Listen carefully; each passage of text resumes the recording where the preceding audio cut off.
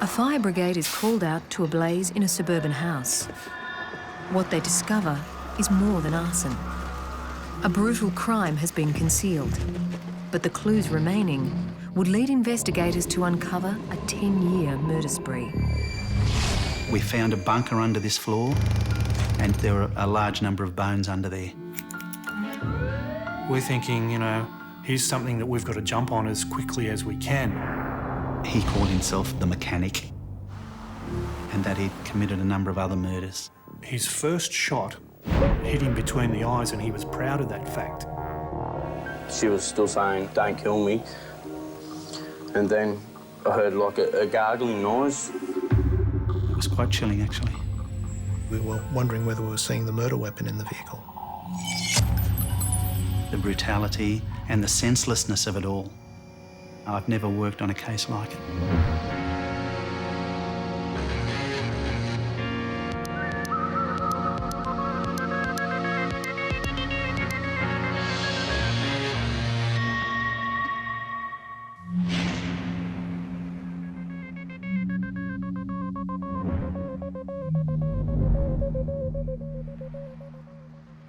When blokes get together for a drink in a pub, they can often be fancy with the facts, like the hole-in-one they scored last Sunday, or the big one that got away that morning. It's brushed off as a bit of manly bravado. But what if the tale was one of multiple murder? When firefighters first arrived, they found a large volume of smoke coming out of this building. They found that the front door was closed and locked, so they kicked it open. As they went in, they searched through different rooms to see if they could find any people that might be trapped. One of them went into a room which was like a lounge room, and he found a woman sitting on a lounge in that room. There was no fire in the room, but she appeared to him to be deceased. The other firefighter who went down towards the back of the building, when he got to the end of the hallway, he found a large room which was an office, which was totally involved in fire. And as he stepped into that room, he found the body of a woman laying on the floor. And he believed that there was a possibility that this woman may still be alive. So he dragged the body halfway up the hallway, and it was only at that stage that he saw that she had some horrific injuries and that she was dead. So they both went back down the hallway to make sure the fire didn't spread anywhere in the building. After a O emergency call, fire crews arrived at Kerry's relaxation centre to find a blaze in a back room. As they put out the flames, a grim discovery. Inside the building were 2 fatalities. The fire was quickly extinguished, and the cause of the fatalities and the cause of the fire is under investigation. The premises were called Kerry's Oasis, and it was advertised as being a reflexology health spa, which I think are probably fancy words for a massage parlour. The 2 victims inside and the crime scene evidence surrounding them were giving police a strong indication of what had taken place. Victim 1 in the front room appeared not to have struggled at all, and in fact I would go so far as to say that that particular victim didn't even see it coming. She had a gunshot wound in the right cheek and a gunshot wound in the right neck. And there was a gunshot wound in the right temple that showed a muzzle abrasion, which indicates that the gun was held in contact with the skin when it was fired. The fact that she was sitting in a natural sitting position on the couch and looking at the way the blood had run down the front of the body would strongly suggest that either she had been talking to the offender when she was shot and wasn't expecting anything to happen, or the offender walked straight into the room, shot her and then walked straight out again. That person has then possibly gone out of that front room and had an altercation with victim number 2 and discharged a further 3 shots in the vicinity of the hallway towards the reception room. Inside the reception area, 2 walls had sustained bullet impact damage, and a humidifier had also been completely penetrated by what appeared to be a bullet. We also found some groceries. We found a can of baked beans that had a dent in it. We found some newspaper that had blood on it. It was reasonably obvious that there'd been some sort of gun battle or event had taken place in that room.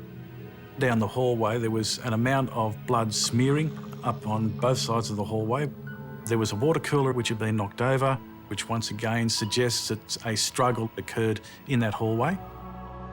While her body had been dragged by firefighters into the hallway, victim number 2 had made it to the far room.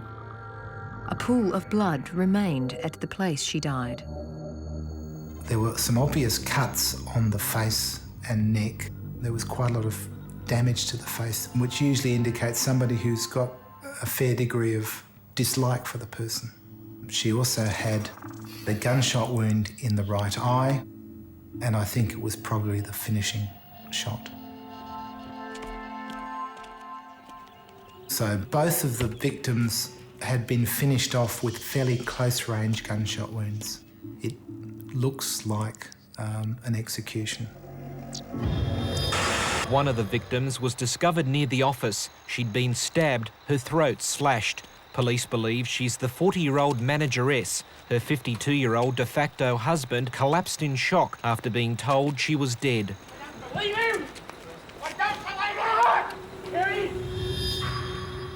It was explained to him that he couldn't go in because it was a crime scene, and firefighters grabbed hold of him to stop him from going in there, and at that point he collapsed onto the street, and we immediately called for an ambulance to come and tend to him. As he was taken to hospital, detectives looked at his car that had been abandoned on the street. And when you opened the sliding door of the white Tarago, there was what appeared to be a lever-action rifle and a gun case immediately inside the door. The case was partially opened and blood was seen on the lining of the case and also the case itself. Obviously, a firearm so close to a double murder is highly suspicious, especially when there's blood on the gun case. Clearly, he knew the people that were in the house, and as a matter of course, we had to speak to him. Post-mortems have confirmed that 2 murdered women were the victims of a frenzied attack in a Sydney massage parlour. The killer set out to destroy as much evidence as he could, but the flames did not spread quickly enough to hide the secrets of his horrific crime. A post-mortem has still managed to reveal that 40-year-old Kerry Pang and Fatima Ozanal, 26, were brutally murdered. Pang had been stabbed numerous times, her throat had been cut, and she had sustained a gunshot wound. Ozanal had been shot a number of times. Kerry and her employee Fatima, also known as Nikki, had been shot by a .22 firearm. So when detectives discovered a gun matching the description in the boot of Kerry's de facto's car, they needed to speak with him. Mark Lewis had been released from hospital after being treated for shock. You're aware now, aren't you, that Kerry and the other girl, Nikki, were murdered? You told me they were shot, yes. Do you have any knowledge about that at all? No. Would you care to tell me what your movements were this afternoon after 5 p.m? As I mentioned to you before, I started watching news at 5 o'clock, and it's at 5 o'clock or 6 o'clock news, and probably 10 past, quarter past 5, the phone went, so I turned the TV down. I picked it up and just my normal mind, and I said, VLP, can I help you? In the interview, Mr. Lewis told us that he'd received a death threat for Kerry at his premises at West Ryde. He was also operating a massage parlour in West Ryde, which is a neighbouring suburb to Gladesville. And the male voice said to the words to the effect,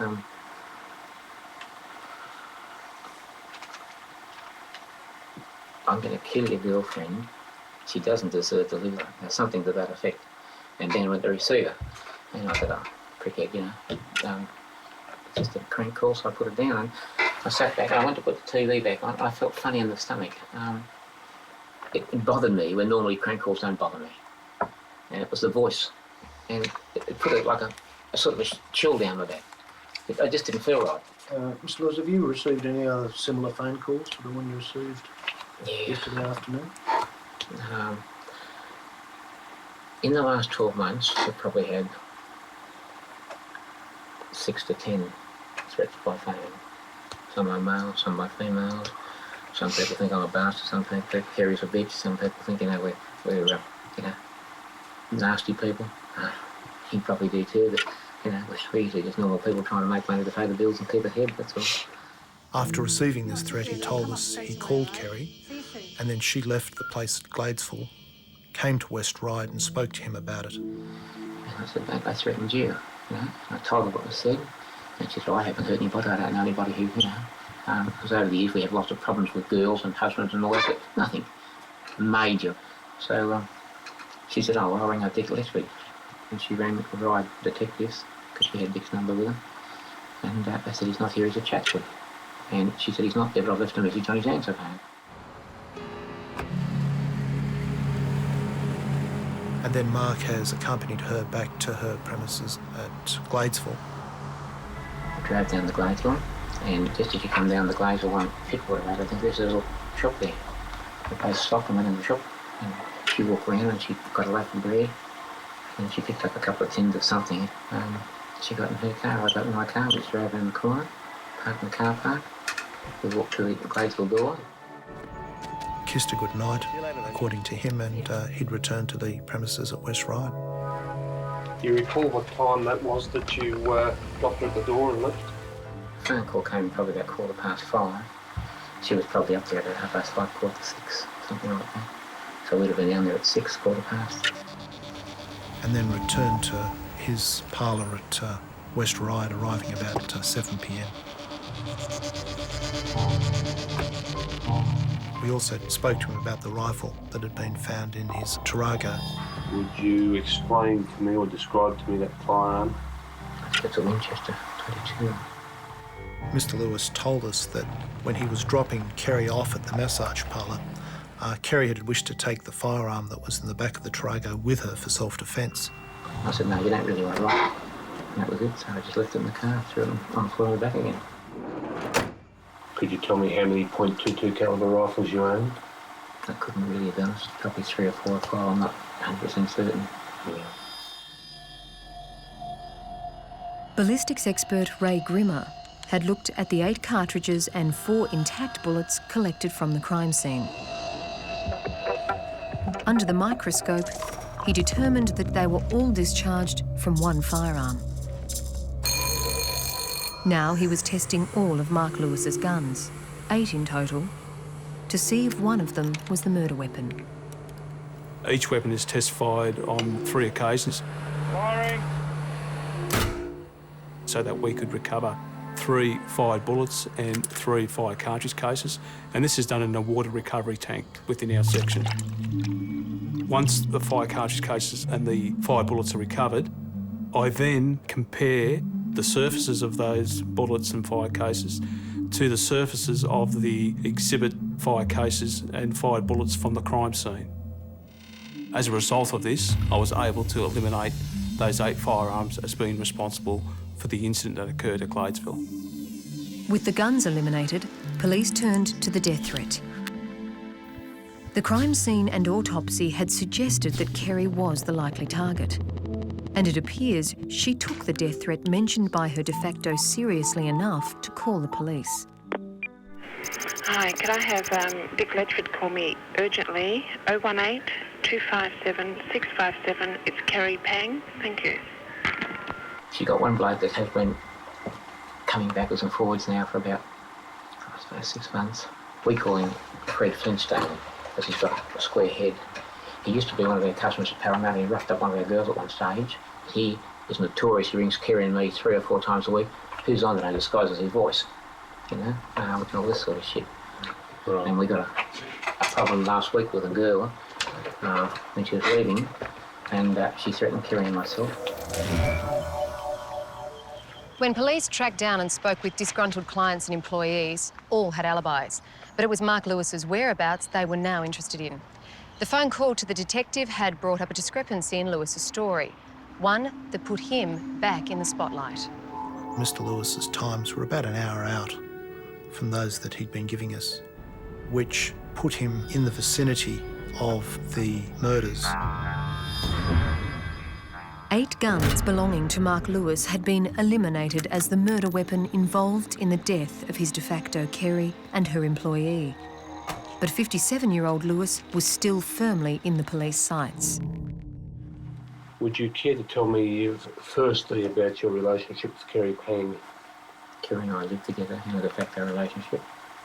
We've had a de facto relationship now on and off for 4 years, 3 to 4 years. I broke up my marriage 3.5 years ago after 32 years, and during the last 3.5 years we spent 99% of that time together. I think a week here and a week there we might have been apart, and even when we were living apart we're still sleeping in the same bed, going to each other's house. We spoke to a lot of friends and associates of both people. There were suggestions of infidelity on the part of Kerry. There were suggestions of a fairly insane jealousy on the part of Mark Lewis. There certainly were financial problems between them. There were professional problems between them. So the relationship wasn't as smooth and as loving as Mr. Lewis described in his interview. With that knowledge, police began to scrutinise his version of events. Do you recall what time that was that you got her at the door and left? The phone call came probably about 5:15. She was probably up there about 5:30, 5:45, something like that. So we'd have been down there at 6, 5:15. It was true Kerry had gone to her de facto's massage parlour at West Ryde, and she had made a call to the police. Hi, could I have Dick Ledford call me urgently? It's Kerry Pang. Thank you. But telephone records and one of Mark Lewis's employees put her there at 6:45 p.m, not 5:45 p.m, as Lewis had claimed. I had not butterflies in my stomach, but I felt funny in the stomach. She said, well, how about we take Chris back to Gladesville and we'll close West Ryde? I said, yeah, that's a good idea. Chris, who was Mark Lewis's worker, decided to stay. She told the police that the two left at 7 p.m. in separate cars, and that Kerry had called her just before she reached the massage parlour. Phone records confirming it was 7:18 p.m. Do you recall what time that was that you got her at the door and left? So we'd have been down there at 6, 5:15. Only 12 minutes later, the firefighters were called. Kerry and her employee were already dead. Now, in Lewis's account, by 7:30 p.m, he had already been back at his business for half an hour. After you left Gladesville, where did you go? Back to the front. And what time approximately do you think that you arrived back there? As I said, it would have been from the news. It would have been about, I suppose, about 7. Could have been 10 minutes either way. The woman working at the West Ryde massage parlour with Lewis on the night told us that he'd returned about 8 p.m. from Kerry's place. It indicated that Mr. Lewis's times were about an hour out from those that he'd been giving us, which put him in the vicinity of the murders, pretty close to the time that they may have occurred. Then there was the rifle bag and Mark Lewis's clothes that were removed for evidence on the night of the murder. On the shirt and the shorts and the shoes, I found very small areas of staining, which a preliminary test then tested positive for blood. I also tested the rifle bag, and on a number of areas on the outside of the rifle bag, there were very small stains, and inside there were also small stains which could have been blood. So the samples were sent for DNA testing, and the DNA profile from Mark Lewis's shorts matched Kerry, and the profile recovered from the outside of the rifle bag also matched Kerry. But on his shirt there was a mixture of DNA, which indicated to us that there was DNA from more than one individual, most likely 2 people. One was Kerry's, the other was unknown. It could have been Mark Lewis's. It may have belonged to someone else. We had to remember, of course, that Kerry was Mr. Lewis's partner. She travelled regularly in the vehicle and obviously regularly had close contact with him. So evidence of her blood on his clothing in the amounts that it was there were not suggestive by themselves that he was involved directly in the murder. Certainly something didn't smell right about him, but there wasn't enough to go around accusing him of a murder at that stage. Can you tell me what your association, both past and present, with Lindsay Rose has been? Then, 2 years later, a breakthrough. Well, I've known Lindsay for about 10 years now. I just met him initially just as a drinking companion. Here you go, mate. We had an informant that we trusted, that we were confident was giving us reliable information. And he told us that he was speaking to Lindsay Rose, and Lindsay Rose had told him that he had committed a number of murders. When police put Lindsay Rose's name through their computer, they discovered the 41-year-old had only some minor criminal charges. Yet here he was in a pub, bragging about having committed a double murder on Valentine's Day. Lindsay Rose was saying that the husband of the woman that actually owned the parlour had paid him $20,000 to do a professional hit on her and made sure she was killed. But as police were to find out, Lindsay Rose had only just begun to tell his story. Task Force Yandy had been set up to re-examine a number of unsolved murders in New South Wales. As a result of their investigations, they were given a lead for one cold case. An informant told detectives that the Valentine's Day murders were the result of a professional hit. Mark Lewis had apparently hired Lindsay Rose to kill his de facto wife. Now, it turns out that Lindsay Rose and Mark Lewis were quite good friends. They had had a working relationship and a friendship over many years. Mark Lewis had a number of companies, and Lindsay Rose worked for Mark Lewis on repossessions and security. With that link established, police approached Mark Lewis. He refused to be interviewed, would not answer any questions. So if police wanted to prove Mark Lewis had ordered the hit, then they needed to put Lindsay Rose at the crime scene. The physical evidence that had been preserved was re-examined, starting with Mark Lewis's shirt that had the DNA mixture upon it. We could not discount that the blood on the shirt may have been Lindsay Rose's. The struggle with the victim, Kerry, was very violent, so we needed to know his blood type.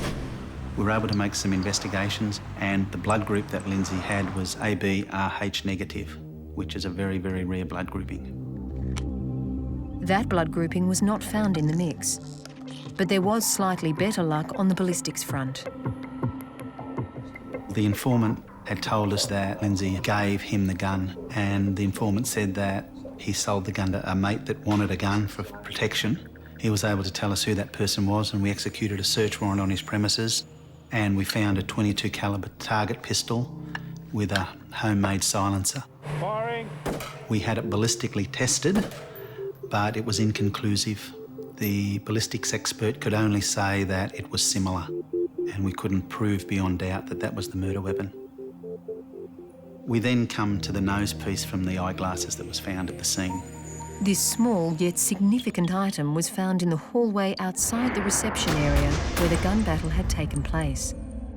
While Mark Lewis's eyewear was intact on the night, police now had another suspect. We knew Lindsay Rose wore glasses, and because we found the nose piece, we were pretty sure that the glasses would have been damaged. We then interviewed every optometrist in the area where Lindsay lived. And lo and behold, 3 days after the murders, an optometrist gives us a card where a person named Lindsay Rose had put his glasses in to be repaired.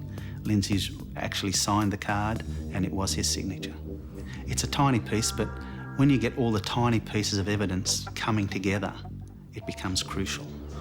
So he was brought into the police centre and he was interviewed.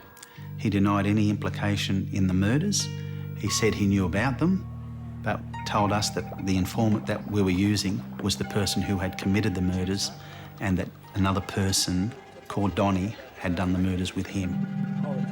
Detectives believed their informant wasn't involved. But could this Donnie be more than just a name? Had Lindsay Rose slipped up and given police a key witness? Lindsay quite often called himself the mechanic, which was a Charles Bronson term as a hitman. You ever hear the term mechanic used outside of its normal meaning? Yeah, it's a shooter. A hitman. And he had an apprentice, which again came out of that movie. And we found out that Lindsay was bragging that he had an apprentice with him during this murder. I'm telling you this because there are times when I could use a backup. It was possible that the apprentice was the mystery man, Donnie. But as investigators delved into Rose's associates in order to get his identity, they heard some disturbing news.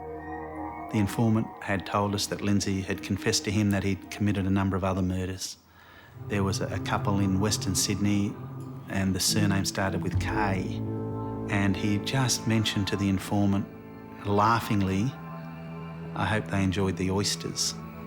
Being given such specific information that unfortunately was so broad made it difficult for us. So we did a lot of research at the New South Wales State Library, going through all the records of the newspapers, while at the same time my partner was off having a look at the old case files of unsolved murders. And sure, there'd been some double murders and people had been shot, but it was this information about the oysters that we were sort of looking for, this holy grail. We finally found a news clipping of unsolved murders, and it showed pictures of Edward Kavanagh and Carmelita Lee. We then went back across to the old files and started to pull apart that investigation. But there was a set of photographs taken at the crime scene by the forensic investigator, and sure enough, about the third photo I found was the hallway with a bottle of oysters that were smashed. And I remember looking at my mate and he looked at me, and we thought, well, we're on to a good thing here. The 1984 double murder of Bill Kavanagh and his de facto Carmelita Lee had remained unsolved for 12 years. When I first walked into the premises, you walk up the stairs onto a balcony that leads to the front door, and just inside the front door there was 2 bottles of oysters. One was completely smashed and the other one was intact. That was never at any stage released to the media at the time of the murders or subsequently to that. The details of the deaths had also remained a secret. Mr Kavanagh had been shot 4 times, once in the forehead, between the eyes.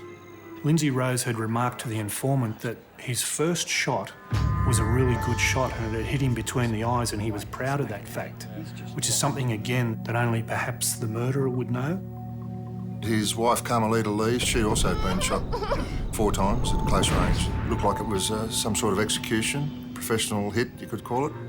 When you look at that in comparison to the other double murder, clearly that was very, very similar to what had occurred some 10 years later. And there was one more piece of evidence from the crime scene that left investigators in little doubt that Lindsay Rose had not been bragging. We also found some blood under Bill Kavanagh's fingernails, which was later forensically examined. We didn't have DNA in 1984, but it was grouped to find that it was common to less than 1.5% of the population of Australia. It was ABRH negative, and Lindsay Rose was a member. From my point of view as an investigator, this was something pretty important. Lindsay Rose has a rare blood group, and Edward Kavanagh has his rare blood group under his fingernail. We're thinking, you know, here's something that we've got to jump on as quickly as we can. Lindsay Rose had formed for motor vehicle offences and false pretences. Now it seemed he'd entered the big league without detection. And his ability to fly under the police radar had just continued. We were in the Strike Force office with the boss, and he received a call from the surveillance people to say that it looked like Lindsay Rose had in some way got away from them. It caused us great concern straight away, because not only was one of the other teams looking at him for a double murder, I'd now started to kick off things and look at him for something very similar. We were just flabbergasted. We really did not believe that they would lose him. But again, nobody's perfect. And we found out that he went into the arcade, went into a hairdresser, had his hair cut and coloured. He's a redhead and he had it coloured dark. He took his glasses off and put contact lenses on and changed his clothing. So he's actually walked out past the surveillance teams and they've just missed him. So we had to do everything we could to try and track him down. With Rose on the run, the hunt for the mechanic's apprentice was stepped up. Exhaustive investigations finally came up with a name. This is Ronald Lewis Waters. The apprentice was Ronald Waters, but he went by the nickname Donnie. Everyone knew him as Donnie. We actually interviewed him and he confessed to his part in the murder. Would you like to show and tell us what happened here on the 14th of February 1994? Okay, we walked from the car across to here. I walked up to the door. When you say we, who do you mean by? Me and Lindsay Rose. I walked up to the door and I knocked on the door and Lindsay was standing about there. Donnie told us during the interviews that he certainly wasn't aware that Rose was going to murder anybody. He just said that he had to get into this massage parlour and his face was well known and he would give Donnie $500 if he would just go to the door and let them see him, and when they opened the door, Lindsay would come in. What happened then? Then I walked inside because she let me inside and she was talking about the massage and whatnot. What was Lindsay doing? He was still standing there. Yes. And then Lindsay pushed past me with the gun. They were expecting Kerry to be there and she wasn't. There was an 18-year-old girl there. He forced her up here and into this room here, and there was a lounge, and he sat her just there. And then I walked over to the window and looked out the window, and there was two people, a man and a woman, walking across the road to the direction of the house. And then I heard a sort of noise, and I turned around and he'd shot the girl on the chair. And then he told me to hide. Donnie Waters was shocked at what had gone on. He couldn't believe that he would just cold-bloodedly murder this young girl. And that's when Kerry came to the door. And the man that was with her walked out with a rifle, aimed at me, and I didn't know if he was going to shoot me or not, so I punched him. And then I tackled him and sat on him as he was laying on the ground here. Lindsay got up me for hitting the bloke and for sitting on him because he was saying that the bloke that was on the ground was paying Lindsay to do the job. And from what I heard, he was either the boyfriend or the husband of the second girl. That was the evidence that was missing in the original 1994 investigation. We now had an eyewitness who was willing to give evidence, implicating Mark Lewis and implicating Lindsay Rose. The detectives decided not to arrest Mark Lewis. While the circumstantial evidence of Kerry's blood on his rifle bag and shirt were now more compelling, police had a stronger case if Rose was to admit to being hired by Lewis. But they needed to find him first. Police fear this ramshackle property at South Wentworthville could turn into a graveyard. So in their quest to track down the contract killer, the police went public. The informant had told us that at some stage Rose had lived at a premises and he'd secured things or hidden them in this subfloor area. And Lindsay had told this informant that that would be a good place to hide a body. Once home to Lindsay Rose, detectives are now digging it up to find if any murder victims are buried there. That was something that attracted a lot of media attention, so we talked about why we were at that location. The dig was ordered by a special police task force, Yandy, which is investigating up to 8 unsolved murders in Sydney and on the North Coast. Police want to question 42-year-old Rose over the killing of 2 women inside a massage parlour at West Ryde 3 years ago. At this stage, I don't really want to speculate on what we expect to find inside the subfloor area. We'd hoped that we might well have found a body or some weapons, firearms, or anything that might well have linked Lindsay Rose to one of these double murders. While nothing of significance was found at the site, it looked like the news report had done its job. Only minutes after the story went to air, a man called with information. He told police Lindsay Rose was in Adelaide. But what if Rose had also been watching the same report? That's probably the biggest fear of, if you know where Rose is, that he's eluded us once. I don't want to see it happen again. Lindsay Rose had been on the run for over 10 months. That was until an observant member of the public recognised his photo and contacted the Adelaide police. In a very short space of time, their surveillance police were able to pick up Rose, and they were able to positively identify him. And the call came back to us. We've got him here. What are your instructions? The boss and Rod Baker and myself saying, well, our instructions are get hold of him right now.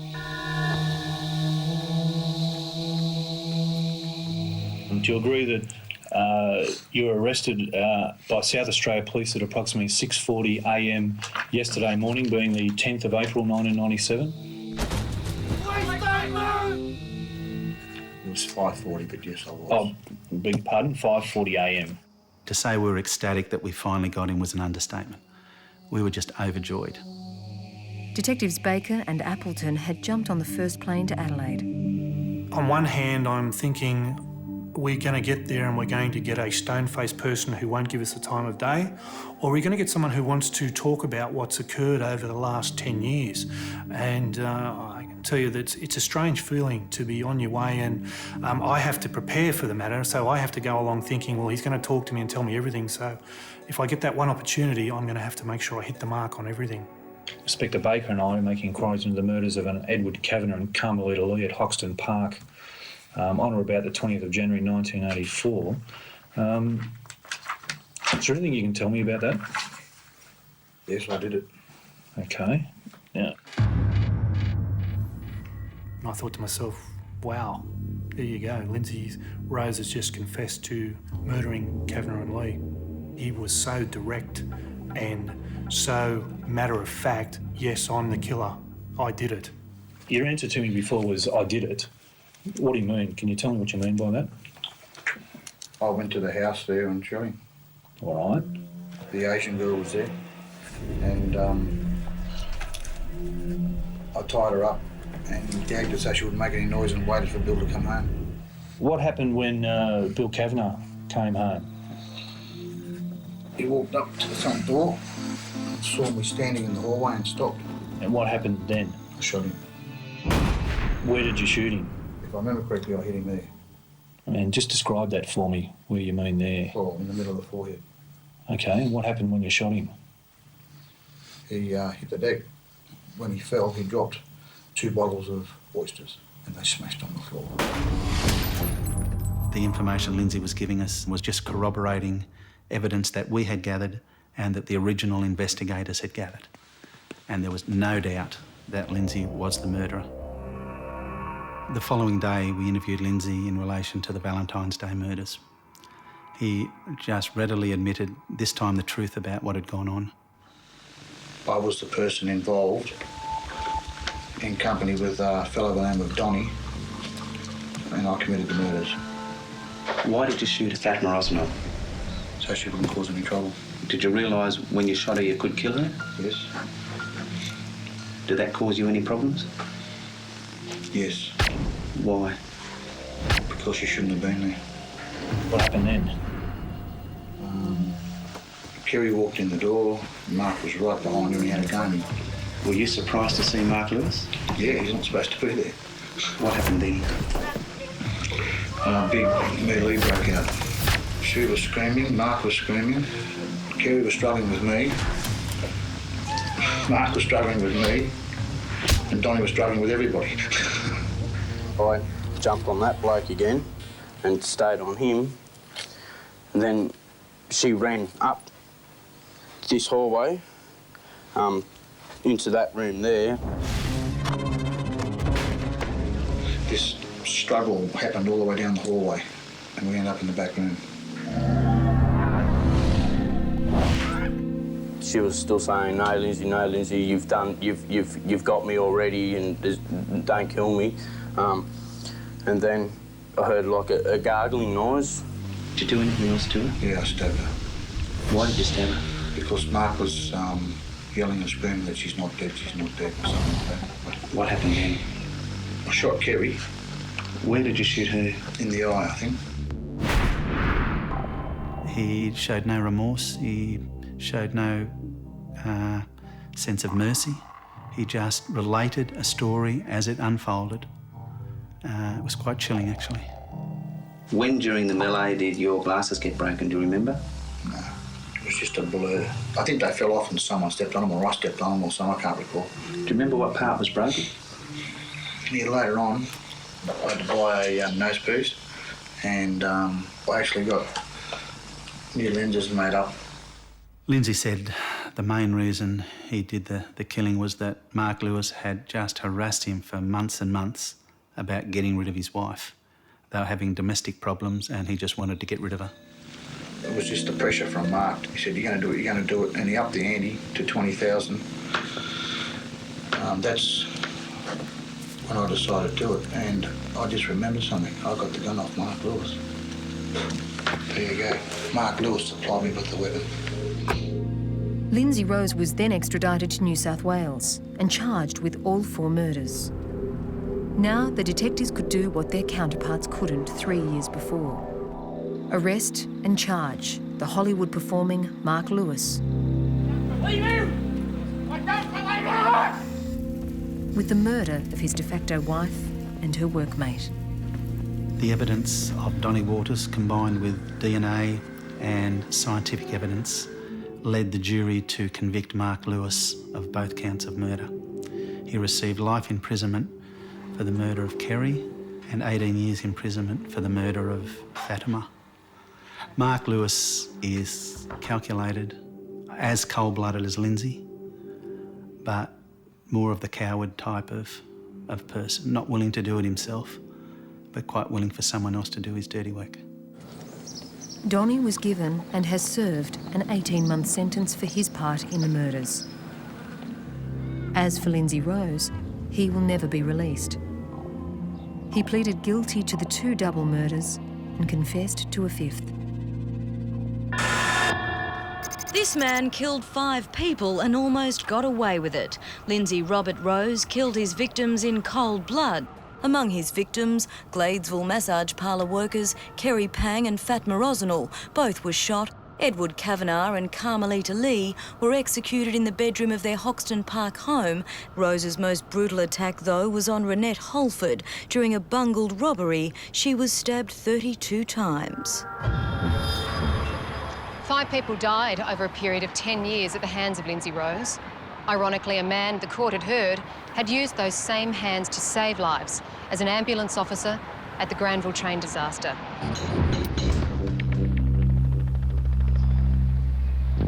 He was there for most of the time. He was one of the first ambulance officers there. He actually crawled into carriages, assisted people, helped the dead and the dying, and was just an absolute hero on the day. And then to reconcile that to a serial killer and the brutality of the murders just beggars belief.